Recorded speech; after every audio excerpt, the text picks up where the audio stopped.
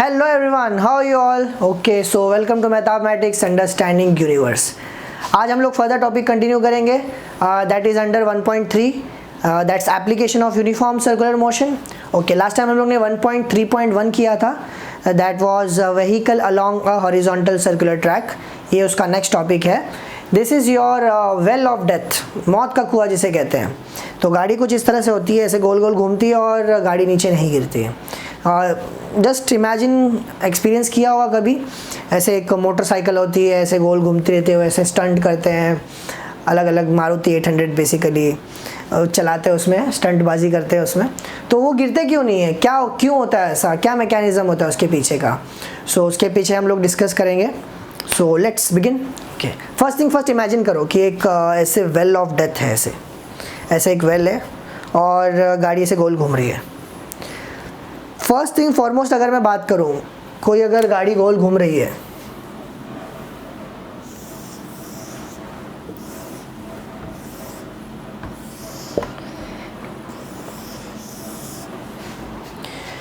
तो जैसे कि हम लोग ने हमारे लास्ट टाइम के डिस्कशन में किया था कि कोई भी चीज़ अगर गोल घूम रही है तो वहाँ पे सेंटर की तरफ एक फोर्स चाहिए, जो इस चैप्टर का बेसिक है, राइट. इसी के ऊपर पूरा चैप्टर है. तो जो सेंटर की तरफ फोर्स चाहिए उसको हम लोग क्या कहते हैं, सेंट्रीपिटल फोर्स. तो इस केस में सेंट्रीपिटल फोर्स कौन प्रोवाइड कर रहा है.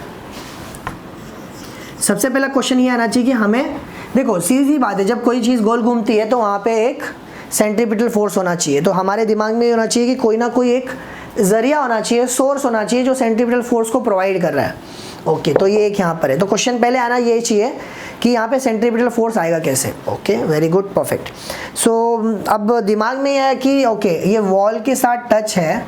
तो जैसे मैंने लास्ट टाइम पे बताया था तुम लोगों को, नॉर्मल रिएक्शन, किसी को भी टच करते हैं, कोई भी सरफेस पे टच होता है तो एक नॉर्मल रिएक्शन फील होता है.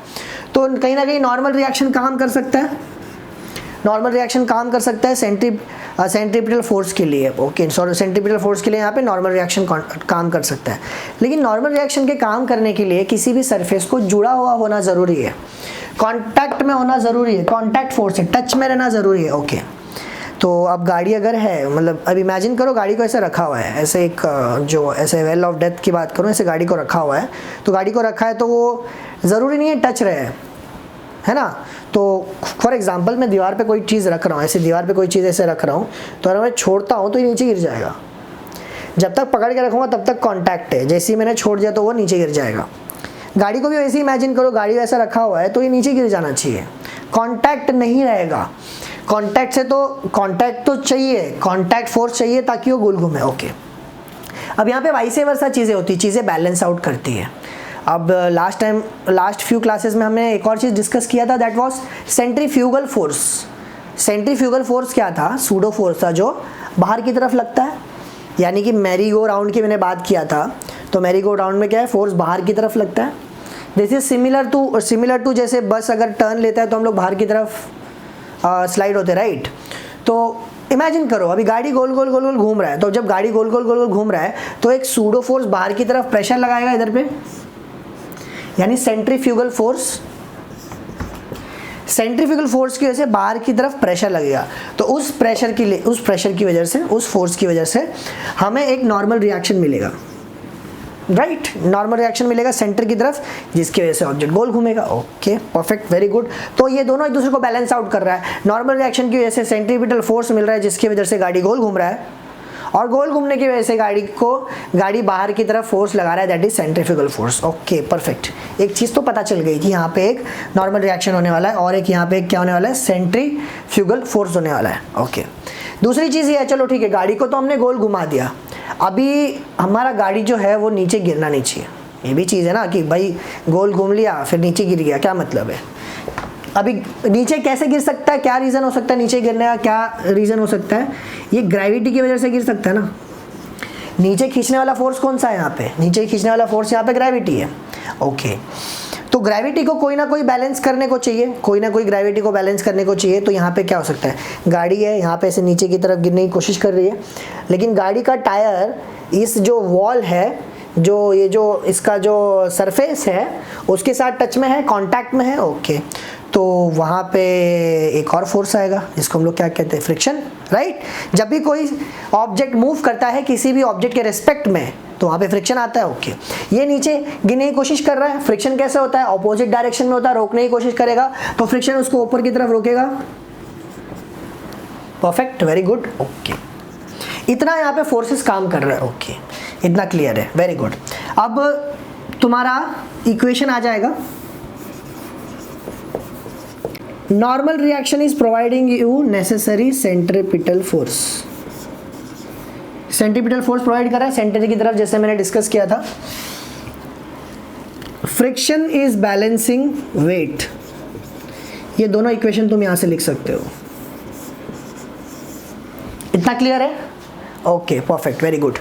अभी देखो फ्रिक्शन के बारे में हमें क्या पता है। फ्रिक्शन जो होता है, मैक्सिमम फ्रिक्शन होता है म्यू एन। कितना होता है, म्यू एन होता है, राइट। लास्ट टाइम पे बताया था लास्ट क्लास में कि जो फ्रिक्शन होता है वो नॉर्मल रिएक्शन पे डिपेंड करता है, और नॉर्मल रिएक्शन पे डिपेंड करता है और किस पे डिपेंड करता है, कोएफिशिएंट ऑफ फ्रिक्शन, जो किस पे, सरफेस पे डिपेंड करता है, टायर का क्या मटेरियल है और सरफेस का क्या मटेरियल है, ओके।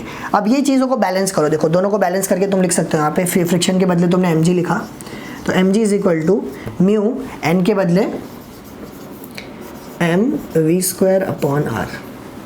यहाँ से बैलेंस करके तुमको वेलोसिटी आ जाएगा। वेलोसिटी क्या आ जाएगा, वेलोसिटी इज इक्वल टू, देखो V square is equal to R इधर चला गया और म्यू नीचे चला गया, R G divided by mu, और ये पूरा रूट में आ जाएगा। अब ये कैसा है वेलोसिटी, लास्ट टाइम हमने डिस्कस किया था कि गाड़ी की एक मैक्सिमम वेलोसिटी होनी चाहिए ताकि वो स्किड ना हो जाए, और ये वेलोसिटी कैसी होनी चाहिए, भी क्वेश्चन ये आएगा कि वेलोसिटी कैसी होनी चाहिए। तो सबसे पहला चीज़ क्या है कि हमारा पहला कंडीशन क्या है, कंडीशन ये है कि ये जो ऑब्जेक्ट है ना नीचे गिरना नहीं चाहिए। तो ये जो ऑब्जेक्ट अगर नीचे नहीं गिरना चाहिए तो मुझे इतना फ्रिक्शन तो चाहिए ताकि वो उसके वेट को बैलेंस कर ले। इतना सफिशिएंट, कम से कम फ्रिक्शन चाहिए, कम से कम फ्रिक्शन चाहिए जो उसके वेट को बैलेंस करे, ओके, वेरी गुड। अब फ्रिक्शन का मैक्सिमम वैल्यू कितना होता है, फ्रिक्शन का मैक्सिमम वैल्यू इतना होता है, ओके। तो कम से कम इतना फ्रिक्शन लगना चाहिए ताकि उसका वेट बैलेंस हो जाए, कम से कम उतना फ्रिक्शन तो लगना चाहिए, ओके, वेरी गुड। अब फ्रिक्शन जो लग रहा है वो म्यू एस एन पे डिपेंड कर रहा है। इसका मतलब कम से कम उतना फ्रिक्शन लगने के लिए मुझे कम से कम उतना नॉर्मल रिएक्शन चाहिए, राइट, ओके। तो कम से कम उतना नॉर्मल रिएक्शन के लिए मुझे कम से कम उतना वेलोसिटी चाहिए। कम से कम उतना वेलोसिटी मिलेगा तो मुझे कम से कम उतना नॉर्मल रिएक्शन मिलेगा, तो कम से कम उतना नॉर्मल रिएक्शन मिलेगा तो कम से कम फ्रिक्शन, उतना फ्रिक्शन मिलेगा, और कम से कम अगर उतना फ्रिक्शन मुझे मिलेगा तो मेरा वेट बैलेंस हो जाएगा, right. So this equation will give you minimum velocity required for a vehicle to continue in a circular motion. Minimum उतना कम से कम वेलोसिटी चाहिए, दैट्स इट।